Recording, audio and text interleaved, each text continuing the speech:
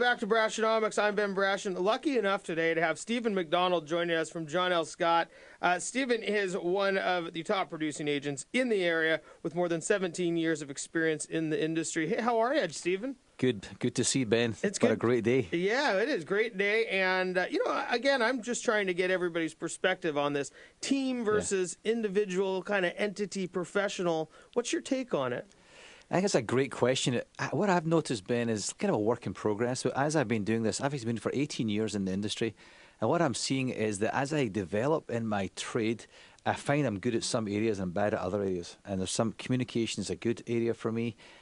Doing transactions, coordinating, all these things is something I enjoy. But there's other areas like paperwork and all the other things that seem to cramp my brain a little bit. So what I've noticed in my team is when I get these things allocated out to other people, I can do better. I can go to a higher level. So a lot of it for me is trying to get the right people at the right place. Mm-hmm. And then I think the big thing that you talked to earlier is expectations. What's the expectations of your clients? I have some clients who just want to speak to me and that's it. There's other people who appreciate other people who've got more talents than me in my team. So I think having to share that up front. Focused on the actual transaction at hand, which happens a lot. Yeah, exactly. Especially I have one person in my team who's really good contractually.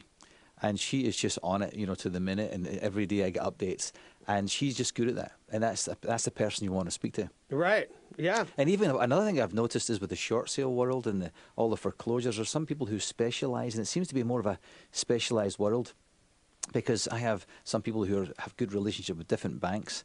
And so you want to maybe put these people in contact with the right relationships. So that helps a lot. No, I think you're exactly right. And like I said, I think there's, some people are there. Some people are more involved in the transaction. So that's probably who you should be talking to about the day-to-day, what's happening pieces. And a good system set up to actually proactively communicate with people. Right. So I think, Ben, that's the big thing. I find if there's a really good system in place and your client knows that ultimately the relationship's with me and I take full responsibility for that and my system is working, because as you know, when you're in transition in real estate, it's kind of a stressful world. Yeah. So they need to know that somebody's in control.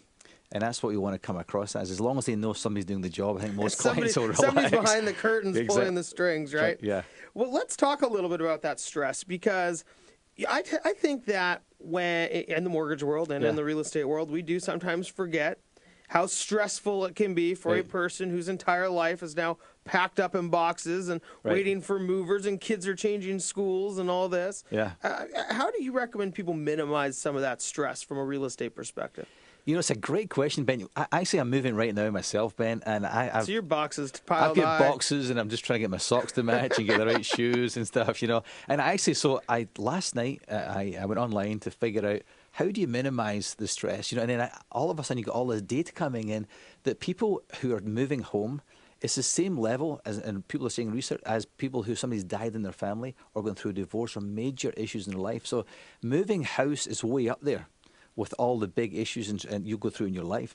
So why are not people prepared to go through these issues more, psychologically and mentally?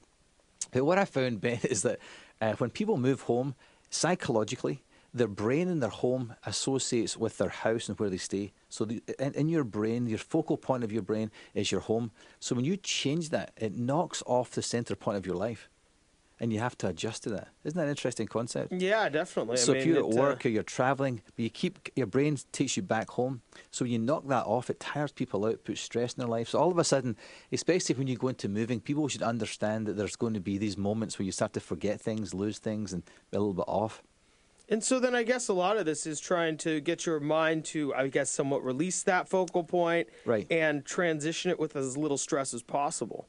Yeah, and how do you do that, Ben? I don't really physically know that yet because I'm right in the middle of it. But after all the research I did, the big thing I've noticed is that people who pre-plan, and one of the biggest stresses of moving is people lose things. How many times, Ben, have you moved, Ben? I have. Have you put everything in boxes and then you two weeks later you think, where's my shoes? Well, yeah. Well, yeah. Of course, and I think sometimes you do that, and then you typically, there's more conflict with your wife or husband. Right. Where are my shoes? What box did you put them in, right? Exactly. So my shoes are matching to the incidentally. That's good. So what the big thing is, I've seen in all the research is that if you pre-plan it and have a system methodically, go through each room methodically, so you take the bedroom and the bonus room or whatever, and you pack each one up and you mark it. So when you move to the next house, you know where everything's at. And it sounds really simple, right? Some people get really tight AAA and they color code it and mark each box. But when you do that, that seems to alleviate probably 50, 60% of the physical move. Well, knowing where stuff is, I guess. Yeah. Isn't that amazing, that? One of the other things I think is a really big deal is the idea of children. You know, so if you are an adult and say you're 40 years old and you live in a home for 10 years, that's basically 25% of your life. But if you're a child and you've lived in 2 homes, that's 50% of your life. So it seems to affect children a lot more when you go through transition than an adult does. So what are some, we talked a little bit about, kind of preparing then. It stresses people out. There's that mental focal point. There is the fact that there's children. There's the fact that you can't find matching shoes sometimes. Yeah.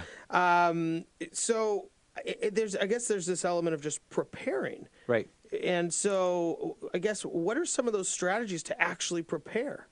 So that's a great question. But one of these things I see as a big deal is when you're in a transaction with somebody and a buyer and a seller get together, the seller's selling the house, the buyer's buying it, and they negotiate and they do the inspection and things come up.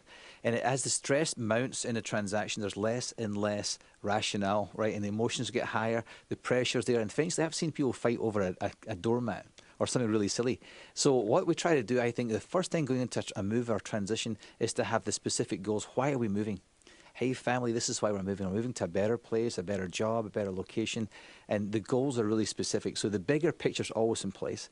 And what we recommend is write it down and share it with your family. So specifically, we're moving to this place because of this reason. So when you get involved with the emotions, you know why. So shut up and deal with it, everybody, right? Suck it up and deal with it. Yeah, so the idea is to keep that bigger picture perspective all the way through the deal. So that's the first thing, is definitely specific goals. And then pre-planning, and that's the idea of going through and breaking down really the physical move and then the financial move. It's still amazing to me, of course, coming from the mortgage side of things, how few people truly pre-plan everything that's going on. We still see people who go house hunting and all of a sudden they're like, oh, yep, I found the house. Right. Now I need to figure out how I'm going to afford it. So they go through this whole money, the concept of money, what they need to come up with, their monthly payments. And they've already got their house set on a home, so now they're emotionally involved in this, and now they're trying to figure out what pocket to pull some cash out of to make it work. That's a big deal. In fact, what Glenn was talking about earlier, the idea of what's your bigger picture macro life looking like, and then fitting your mortgage payment into that. So pre-planning financially, even with the banks and all the issues going on here, interest rates are wonderful. Even this morning, the news out there, the 2.75% rates, all this kind of stuff, and people are all excited. But still, you have to pay a mortgage. Yeah. Right, and you're still taking on debt. So how does that physically work? So I have a lot of people go out, they buy the house with their heart, and then they're trying to rationalize it, their logic and their budget after the fact. So I would suggest your pre-planning is what's your budget, how much can you afford, and then speak to your lender first, and then at that point go out and look for the ideal home that fits it. Absolutely. Well, Stephen, we do have to go to break here in just a second, but when you talk about alleviating stress, a lot of that does have to do with the professionals you choose. Right. Whether that's your real estate agent, your mortgage broker, insurance agent, all these different pieces of the puzzle that have to come together at once. Yeah. What is some of the best advice you have to really help somebody choose the people, the professionals they're working with wisely? So I think experience is a big deal. But actually, talking about the team concept at the very beginning, Ben, one thing that really, going through it myself right now, communication is so key. I think when people are going through these stressful moments, they just need somebody to communicate well and feel as if people are in control and they can relax, because there's so many moving parts, buyer, seller, lending, inspection, all the different people involved. But communication is a big deal in helping people get through these transition moments. Yeah, sometimes when you don't hear anything, you end up fearing the worst when a lot of people in the industry are thinking, well, no news is good news. This is all supposed to go. That's a good thing. Yeah. Stephen, we do have to go to break. Thanks so much for joining us again. Stephen Macdonald with John L. Scott. When we come back, we are going to discuss a little bit more real estate with Jared Frazier to look past. A lot of people can't do this. Everybody wants turnkey these days. If you're out looking for a house, what do you need to look past in order to find out what house could be right for you just below the surface? We'll be back after this break. I'm Ben Brash, and you're listening to Brashonomics.